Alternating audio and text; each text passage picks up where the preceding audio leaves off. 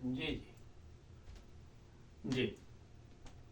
हाँ हाँ, आज उसी पे बात होगी, उसी केस पे बिल्कुल। जी, मैं अभी शुरू कर रहा हूँ प्रोग्राम। बाद में होती है बात। प्रोग्राम हलाते हाजरा देखने वालों की खिदमत में मोहब्बत भरा सलाम न दें। हमारे उलमा एक दूसरे के बारे में क्या कहते हैं, ये नहीं कि सिर्फ अहमदियों को काफर कहते हैं। ये सुनते हैं जरा। जी। मैं अक्सर कहता हूं, लोगों मोहताज होके मर जाना, फकीर होके मर जाना, गरीब होके मर जाना, लेकिन वहाबी होके मत मरना। मगर देवबंदियों वहाबियों के साथ उठना बैठना खाना पीना ताल्लुक बनाना ये वो गुनाह है जिससे ईमान जाने का खतरा है। देवबंदी अगर गुस्ताखे रसूल काबे के अंदर तवाफ करता हुआ लब्बैक अल्लाहुम्मा लब्बैक लब्बैक ला शरीका लक लब्बैक कहते हुए मर जाए, जहन्नम में जाए। बेशक बेश सुभान है।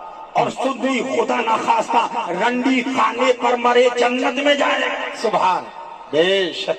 हम सुन्नियों के यहाँ जन्नत इतनी सस्ती है, शायद मूंगफली की दुकान पर मूंगफली भी इतनी सस्ती नहीं मिलती। कितनी हैरत की बात है, काम तो जहन्नमियों का कर रहे हैं और मुकम्मल कॉन्फिडेंस है कि हम ही जन्नत में जाएगा, कोई दूसरा जा ही नहीं सकता भाई साहब। अच्छा, अब एक ये साहब है, ये जिला मंसूरा से सुप्रीम कोर्ट ऑफ पाकिस्तान के चीफ जस्टिस ने जो कादियानियों को रियायत दी है और उन्हें तबलीग करने की खुली छुट्टी दी है, कि हम इस चीफ जस्टिस के इस फैसले को नहीं मानते, इसके फैसले को अपनी जुत्ती की नोक में, और जो कादियानियत नवाज होगा या कादियानी होगा, इस बयान के बाद आपके पास अब तहफ़्फ़ुज़ भी है। हमारा खुला ऐलान है, हम दीगर पाकिस्तान में तो नहीं, अपने जिला मंसूरा की बात कर सकते हैं कि आप अपनी पुलिस को भी बोलें, इदारों को भी बोलें, आर्मी को भी बोलें कि इनकी सपोर्ट करके बाहिफाजत जरा ये तबलीग के लिए बाहर निकलें। इंशाअल्लाह निकलना इनका काम है, वासले जहन्नम करना हमारा काम है। अच्छा, बाद में ये नारे भी लग रहे थे। ये मैंने एक मौलवी नहीं है, काफ़ी सारे हैं, सबकी तस्वीरें इकट्ठी लगा दी। मैं कि कौन इनको अकेला अकेला करे, क्योंकि ख्यालात सबके एक ही हैं, तो इकट्ठा ही पीछे ये आप बोर्ड देख रहे हैं। अच्छा जनाब, अब आ जाते हैं, थोड़ा सा आपको बता देते हैं कि जो लोग इस तरह के प्रोग्राम करके बताते हैं कि जनाब हम बड़ी इस्लाम की खिदमत कर रहे हैं, उन्हें मेरा ख्याल है कि शर्म आनी चाहिए। जो सबसे बड़ी एक खबर मैं आपको देने वाला हूँ, आखिर पे दूंगा, आप सुनकर हैरान रह जाएंगे। सबसे पहले मैं आपको बताऊं कि जो लोग ये काम आजकल कर रहे हैं, कोई जन्नत में भेज रहा है, कोई जहन्नम में भेज रहा है, कोई मिसाल दे रहा है, ये भी नहीं देखते कि मिसाल कौन सी देनी है।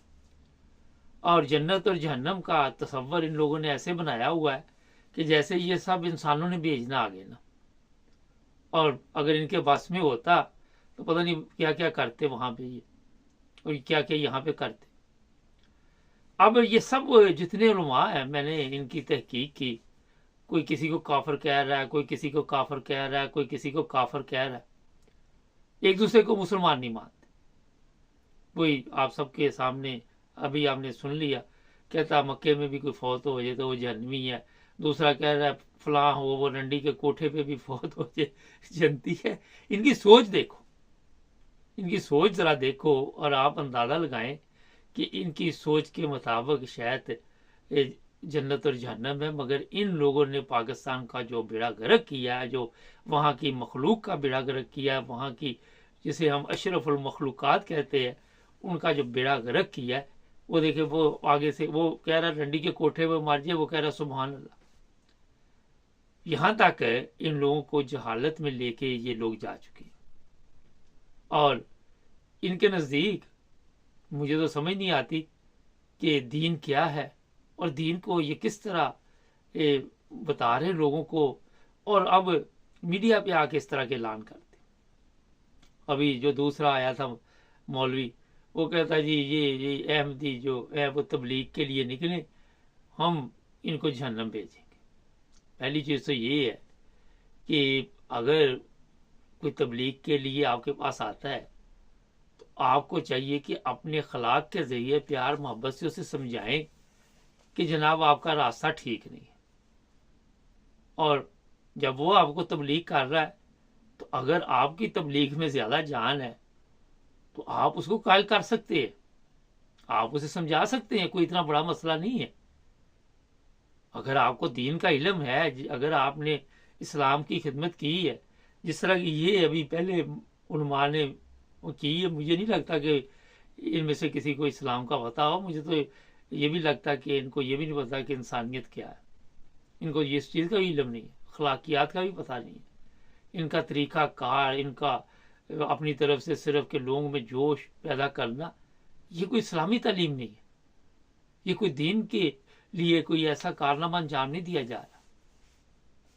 आप इस तरह समझते हैं कि हम लोगों को गालियां निकाल के, दूसरों को काफर कह के, दूसरों को जहन्नम में भेजकर खुद अपने लिए जन्नत के दरवाजे खोल रहे, कैसे हो सकता है ये? जब आप जो मखलूक है उसके लिए मुसीबत बने हो और दावे आपके ये हो कि ये सब जहन्नमी है, मैं ही जन्नत में जाऊंगा।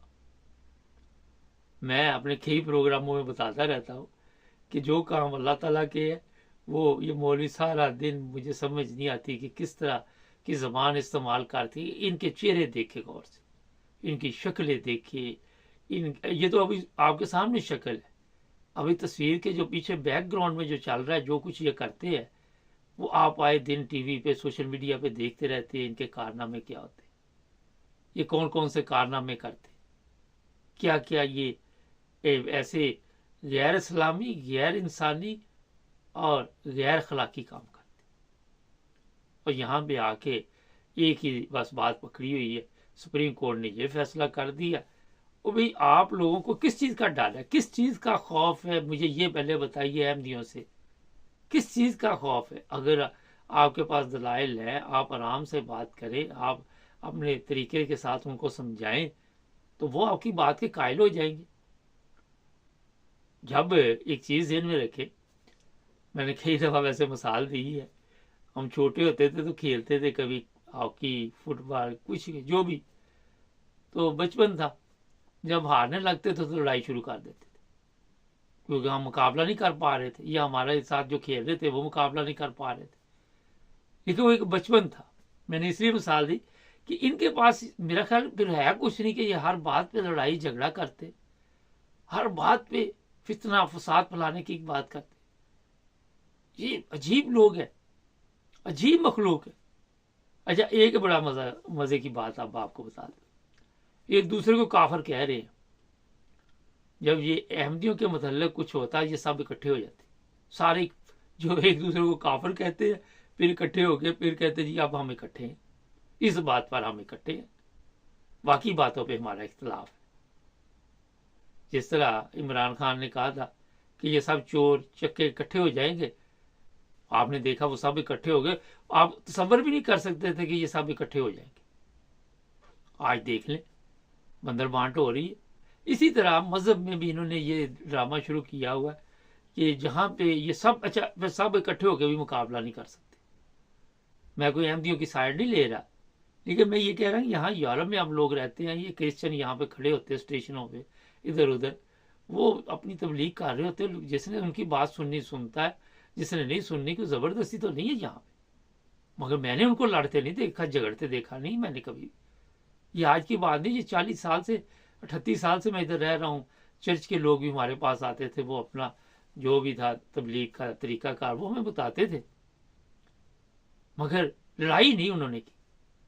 जिस तरह ये इस्लाम की तबलीग कर रहे हैं, आप क्या समझते कि इस तरह इस्लाम की तबलीग होगी? इस तरह ये लोग किसी को दावत इस्लाम देने के लिए जाएं और पहले वो बंदा कहेगा भाई आप आपस में तो देख लो पहले कि आप में से किसको इस्लाम का इल्म है। किसी को भी नहीं इनको पता। ये लोग यहाँ यूरोप में भी फिरते हैं, अमेरिका भी जाते हैं, हर जगह जाते। आज जिस कौम में ये खुद रहते हैं, उस कौम को देख के कोई ये नहीं कह सकता कि मैं मुसलमान हो जाऊं। कोई ये नहीं सोच सकता पाकिस्तान की हालत देखकर कि एक मांगने वाले जो है वो हमें दावत दे रहे हैं। हमारे टुकड़ों पे पलने वाली कौम हमें दावत इस्लाम दे रही है। सबसे पहले तो इस्लाम का हुक्म है कि किसी के आगे हाथ ना फैलाओ। हमने कोई जगह नहीं छोड़ी जहां पे हाथ ना फैलाया हो, हर जगह पे हमने हाथ फैलाया। नाज़रीन, हमारे चैनल को सब्सक्राइब करें। आज और भी प्रोग्राम में जुड़े रहे हमारे साथ, ताकि आपको हमारी नशरियात से कुछ ना कुछ फ़ायदा हो। अल्लाह हाफ़िज़। अस्सलाम वालेकुम नाज़रीन, प्रोग्राम है आज पाकिस्तान के साथ। आज हमारी नशरियात यूट्यूब और टिकटॉक पर लाइव जा रही हैं। यूट्यूब पे बाद में आप रिकॉर्डिंग भी देख सकते हैं। और जो प्रोग्राम है बड़ा अहम है आज का, एक वीडियो ऑडियो लीक हुई है इंतखाबात के बारे में। जी हाँ, ये MQM के तरफ से जनाब लीक की गई है, या तो जानबूझ के ये सब कुछ किया गया। सुनते हैं सबसे पहले जी।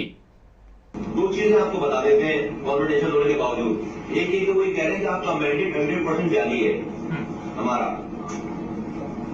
सबका 60% होगा, 50% होगा। हमारा पीपल्स पार्टी कह रही है, कह रही है कि पीपल्स पार्टी कह रही है कि हमारा 100% मैंडेट जारी। कॉन्फिडेंशियल में सारी बातें नहीं बताएंगे वाली बात बताई हमें कि हमारा 100% मैंडेट जारी है। दूसरा ये बताया कि हमारे नंबर पूरे हैं। पीपल्स पार्टी वाले कह रहे हैं कि MLN और पीपल्स पार्टी मिलाकर नंबर पूरे, तो एमक्यूएम को। अच्छा, आप सबके इल्म में है कि जिस दिन से ये इलेक्शन हुए, इलेक्शन से पहले ही सबको पता था कि धांधली होनी। अभी तो पहली किस्त आई है, एक ऑडियो लीक की गई है, बाद में वीडियो भी आएगी, बाद में बड़ा कुछ आएगा। और इंटरनेशनल मीडिया ने भी ये शोर डाला कि जनाब जो पाकिस्तान में इलेक्शन हुए वो 2 नंबरी के मेरा ख्याल दायरे में आते हैं।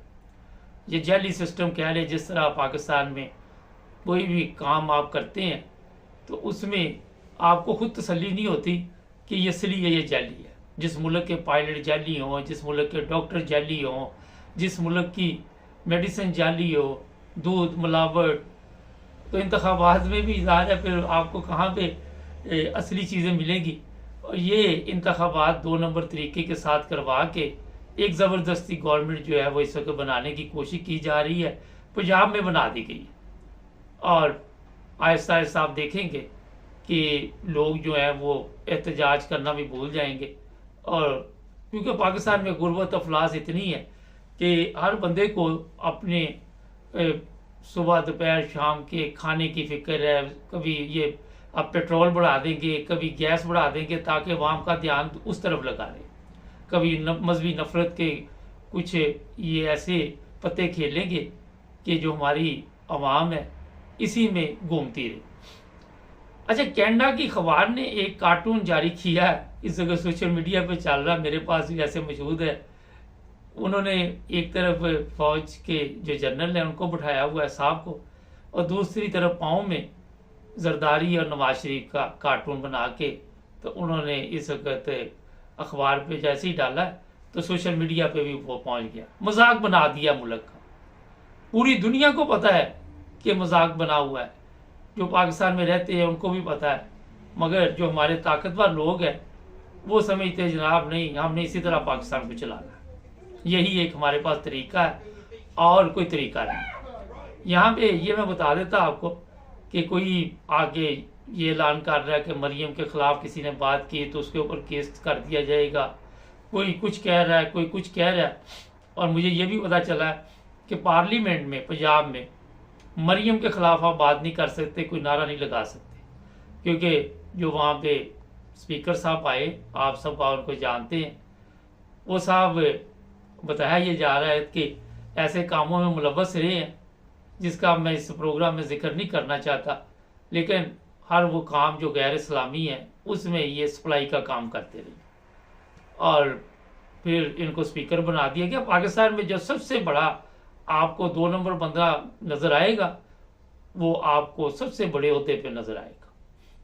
जैसे जैसे 2 नंबरी के लोग कम होते जाएंगे ऐसे ओहदे भी कम होते जाएंगे। अब जरदारी ने जी वहाँ पे बैठना है सदारत में। कल बिलावल की एक के परसों मेरा ख्याल है कि मैं देख रहा था सोशल मीडिया पे, सदर पाकिस्तान को धमकियां दी जा रही, आप पे गद्दारी का मुकदमा चलेगा, आप पे ये होगा, आपके साथ हम बाद में ये सलूक करेंगे, और जो तरीका कार इनका। ये बिलावल जोरों से पढ़ के गया हुआ है, मगर क्योंकि खून का बड़ा असर होता है, जब आपके खून में हराम की कमाई हो, हराम के पैसे के साथ आपकी परवरिश हुई हो, तो फिर तमीज़ तहजीब मेरा ख्याल उसका दूर दूर तक तल्लक नहीं होता। आप सोच भी नहीं सकते कि आप किसी के साथ तमीज़ से, तहजीब से, किसी दुनिया के मुल्क में ऐसे नहीं होता कि सदर पाकिस्तान को धमकियाँ दी जाए। कोई देता है सदर पाकिस्तान को धमकियां? सदर के पास तो पहले ही कोई इख्तियारात नहीं हमारे, तो सदर वैसे ही बिठाया हुआ है।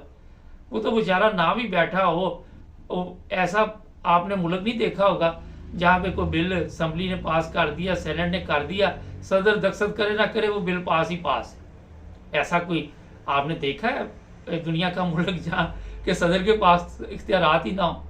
तो साफ धमकियां दे रहे बिलावल साहब, वो कह रहे जनाब आपको भी जेल में जाना पड़ेगा, वहां पे आपका हिसाब होगा, ये होगा वो होगा।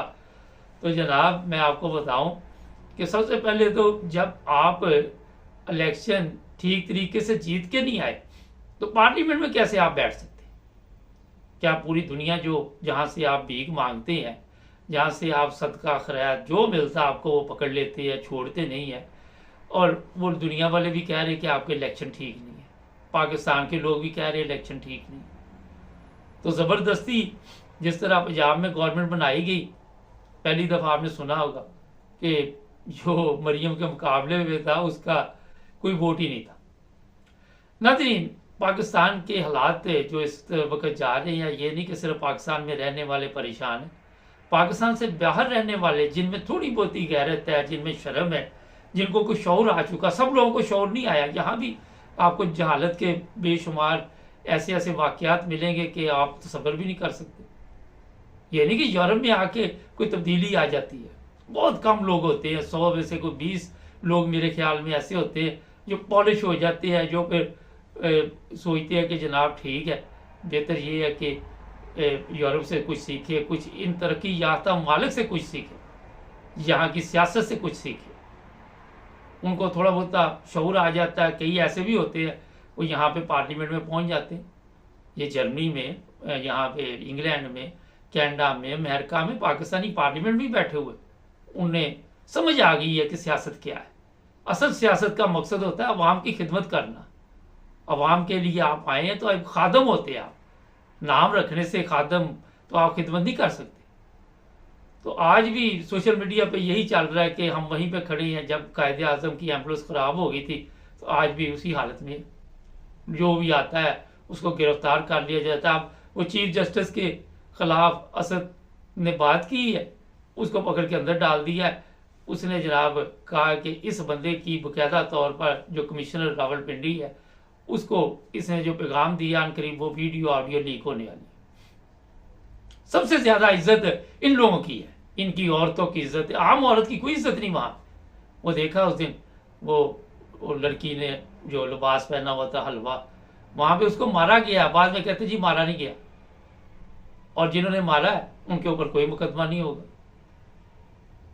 जो मर्जी आप कर ले वहां पे, अवाम को भी आप ठीक नहीं कर सकते, क्योंकि अवाम भी आज जहालत में चल रही है, और अवाम जहालत में मेरा ख्याल मुतमिन है, काफी मुतमिन नजर आती है। कोई तस्दीक नहीं करता कि क्या हुआ, कोई तस्दीक नहीं करता कि वाकया क्या था, भागदौड़ शुरू कर देते, मारना शुरू कर देते। तालीम जो कि हमारे सियासतदानों का ख्वाब है कि ये कौम जहालत में रहे, हमारे जो ताकतवर लोग हैं वो भी ये चाहते हैं कि ये कौम जहालत में रहे, और फिर ये हुकूमत करेंगे ना, बाप बेटा बेटी इसी तरह ये आते रहेंगे। अगर अवाम को अकल आ गई तो फिर इनकी हुकूमत खतरे में पड़ जाएगी। तो कौन अपनी हुकूमत को खतरे में डालना चाहता है जनाब? तो ये हालात इस वक्त पाकिस्तान के मैंने बताए। अब सदर पाकिस्तान ने भी तकरीरें की जाते जाते उन्होंने साफ तौर पर खुलकर कहा है कि ज़बरदस्ती के इलेक्शन है और ज़बरदस्ती सब कुछ किया गया। उसको भी डर है सदर पाकिस्तान को कि बाद में मुझे पकड़ना है इन्होंने, क्योंकि कल बिलावल ने किया ये दान ठीक करेंगे, ये करेंगे वो करेंगे। और आप अंदाज़ा लगाए कि सदर पाकिस्तान को तो ये कह रहा है कि दान ठीक करेंगे, मगर इसका फादर क्या करता रहा? इसका फादर तो सिनेमा की टिकटें ब्लैक करता रहा। ये अपने गिरबान में भी देखे ना, मरियम का दादा क्या करता रहा? फूलों के हार बेचता रहा, कहाँ बेचता रहा? बाजार हुसन में। तो दूसरे की कमजोरी नजर आ जाती है, दूसरे का पता चल जाता है जनाब इसके ऊपर जितना मर्जी कीचड़ उछालें और आप वो काम करते रहते। सॉरी मैं टिकटॉक पे कॉल नहीं ले सकता, लाइव प्रोग्राम इस वक्त यूट्यूब पे भी है और इधर भी है, टिकटॉक पे भी, बाद में करते हैं आपसे बात। तो जनाब ये जो कुछ भी है आपने देखा पाकिस्तान में इस वक्त जो मौजूदा हालात हैं उनसे निकलने की कोशिश नहीं की जा रही। हम इस तरह दिन ब दिन उसे दलदल में फंसते जा रहे और किसी को कोई परवाह नहीं। आज ही मैं देख रहा था जी, वो चाइना ने इतनी रकम लगाने का फैसला किया पाकिस्तान में। जब आपकी नज़र ही दूसरों के पैसे पे होगी, अगर पैसे नहीं मिलेंगे तो आपका सिस्टम कैसे चलेगा। और एक और मैं आपको बता दूं कि इंटरनेशनल मीडिया जो खबर दे रही है बड़ी ही खौफनाक है। इस पर मैं थोड़ी देर तक अब्दुल क़य्यूम साहब को स्वीडन से लूँगा या किसी और को लूँगा, उनसे पूछूंगा कि वाकई ये खबर इंटरनेशनल मीडिया तक कैसे पहुँची। ये जो आपका कायम मकाम काकड़ है, उससे सवाल किया गया कि आप तो आए थे 3 माह के लिए, 6 माह में जाने वाले हैं, अभी भी जाने वाला कि नहीं।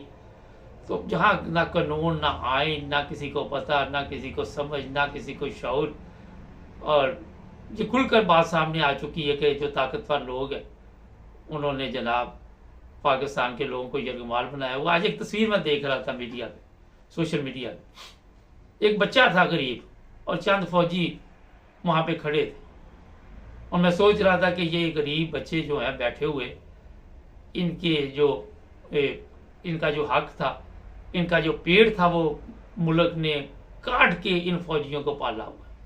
और ये फौजी जाके औरतों को उठाते हैं, ये फौजी जाके लोगों पे तशद्दुद करते हैं, लोगों की वीडियो बनाते हैं, लोगों को नंगा करते हैं। बहुत तकलीफ हो रही थी देख के। वो बेचारा जो बच्चा बैठा हुआ था, उसके कपड़े भी नहीं थे, पूरे फटे हुए कपड़े पहने। आज भी देख ले आप, सिंध में चले जाएं, बलूचिस्तान में, पंजाब के कई सूबे, ये आप जनूबी पंजाब में चले जाए, गुर्बत अफलास की ऐसी ऐसी दास्तान आपको नजर आएगी कि वहाँ पे इंसान सोचने पर मजबूर हो जाता है कि इस कौम का क्या गुनाह है, क्या कसूर है, क्यों ये इस कौम के साथ ये सब कुछ हो रहा है। ये ऑडियो वीडियो लीक करके बताने की जरूरत नहीं, सारी कौम को पता है कि आप जाली तरीके के साथ ऊपर आए वहां पे, लेके आए अपने चीफ इलेक्शन कमीशन है, लेके आए अपने चीफ ऑफ आर्मी स्टाफ को, लेके आए चीफ जस्टिस को, उनको कहें ये कुरान मजीद उठा के बताएं कि आपने जो इलेक्शन जो करवाए उनमें धांधली नहीं की। वैसे तो इस्लाम के लिए बड़ी जल्दी दौड़े लगा देती है अवाम, वैसे तो दीन के लिए हम मारने पर तैयार हो जाते हैं। जरा इधर भी आके बातचीत करें ना, पता चले आप। मगर ये लोग नहीं आएंगे, क्योंकि इसमें आपको कोई ऐसा बंदा मिलेगा ही नहीं जिसको दीन का इल्म हो। अगर पाकिस्तान के जिन सियासतदानों को दीन का इल्म होता तो ये दीन के जरिए इंसानियत पे जुल्म न करते, अखलाकियात का इस तरह जनाजा न निकालते। आज भी बेगुनाह औरतें जो जेलों में बैठी हुई है, कोई उनका वाली वारस नहीं, आज भी अदालतों में उनके केस लगे हुए हैं। और मैं आज ही देख रहा था, एक साहब है, मैंने 2 साल पहले जब इमरान खान की गवर्नमेंट गई तो मैंने कहा था इमरान खान के लिए बेशुमार मुश्किलात होंगी। तो वो कह रहे थे जी वकील जनाब इमरान खान को अभी तक आज़ाद क्यों नहीं करवा सके। और मेरे भाइयों, देखने वालों, इमरान खान को आज़ाद करने के लिए उन्होंने पकड़ा ही नहीं है। इमरान खान को अगर आज़ाद करने के लिए पकड़ा होता तो अभी तक काफ़ी चीज़ें सामने आ जाती। इमरान खान को किसने आज़ाद करना है, आप देख लें। ये आहिस्ता आहिस्ता ये बहुत बड़ी माफिया है जिसने पाकिस्तान पे इस पर कंट्रोल किया हुआ है, और उससे निकलना बड़ा मुश्किल है, क्योंकि आप लोगों के पैसे से इनको इतनी ताकत आ गई हुई है कि अब मेरा ख्याल है कि मुश्किल होता जा रहा। जो नौजवान नस्ल है वो आवाज़ उठाती है। इमरान खान ने बड़ा शौर तो दे दिया, लोगों को समझ दे दी, मगर मेरा ख्याल ये अभी काफ़ी किस्तें बाकी है इस प्रोग्राम की। इतनी जल्दी पाकिस्तान के मसले हल होने वाले नहीं। इसी तरह ये जैसे पूरे जिस्म में सरतान की बीमारी फैल जाए और उससे निकलना मुश्किल हो जाता है इंसान के, ये हालात पाकिस्तान के बने हुए। नाती हमारे चैनल को सब्सक्राइब करें। टिकटॉक पे हम काफ़ी प्रोग्राम लाइव शुरू कर रहे हो, उसमें आपके सवालात के जवाब भी दिए जाएंगे। कोई कानूनी मशवरा, कोई इस तरह जो लोग भी यूरोप में रहते हैं वो किसी किस्म की भी बातचीत करनी चाहें या पाकिस्तान में हो अखलाक के दायरे में, तो उसके लिए भी आप हमारे साथ बातचीत करेंगे। इसके अलावा और भी चीज़ें हैं जो आपके सामने लेके आएंगे। अगर किसी ने हमारे साथ ये लाइव प्रोग्राम यूट्यूब पर करना और टिकटॉक पर, वो अपना नंबर मुझे भेज दे, उनको भी लाइन पे लिया जाएगा। आप आराम से घर बैठ के हमारे साथ प्रोग्राम कर सकते हैं, कोई प्रॉब्लम नहीं। प्रोग्राम होगा आपकी आवाज़ ताकि पता चले अवाम में कितना शऊर है, लेकिन कोई किसी किस्म की गाली नहीं किसी को देनी, और पैसे भी नहीं हमारे से मांगने। ये टिकटॉक पे एक बड़ी मुसीबत है, फेसबुक पे किसी को ये हम आपकी हेल्प करेंगे, हेल्प होती कोई बातचीत के जरिए, तो इधर पैसे मांगने शुरू कर देते हैं। तो हमारा चैनल जो है ये सिर्फ प्रोग्राम करता है। तो जुड़े रहे हमारे साथ यूट्यूब से। मैं आपको खुदा हाफिज़ कहता हूँ, मिलते हैं अगले प्रोग्राम में। अपना ख्याल रखें। अल्लाह हाफिज़।